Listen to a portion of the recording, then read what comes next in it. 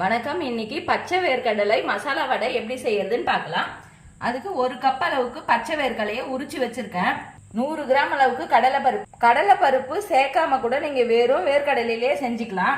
ஒரு பெரிய வெங்காயம் பொடியா கட் பண்ணது, ஒரு கைப்பிடி கருவேப்பிலையை பொடியா கட் பண்ணி வச்சிருக்கேன். 2 பச்சை மிளகாய், ஒரு துண்டு இஞ்சி, 1/2 டீஸ்பூன் அளவுக்கு சோம்பு. இப்ப கடலைப்பருப்புல இருக்க தண்ணியெல்லாம் வடிச்சு எடுத்துட்டு மிக்சி ஜார்ல கொரகொரப்பா அரைச்சி எடுத்துக்கலாம். இது கூடயே இஞ்சி துண்டம் சேர்த்துக்கிறேன். இதை கொரகொரப்பா அரைச்சி எடுத்துக்கலாம். இந்த அளவுக்கு கொரகொரப்பா அரைச்சதை ஒரு பாத்திரத்துக்கு மாத்திக்கிறேன்.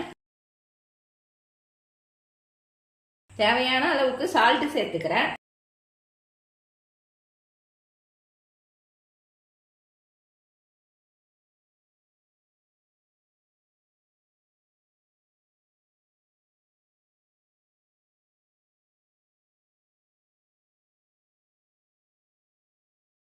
சின்ன சின்ன உருண்டையா எடுத்து வடை தட்டி போட்டுக்கலாம்.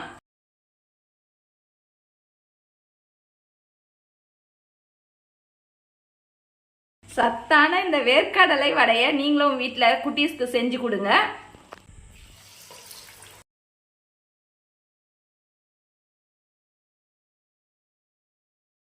இந்த அளவுக்கு நல்லா கிறிஸ்பியா வந்த பிறகு இப்போ எடுத்துடலாம்.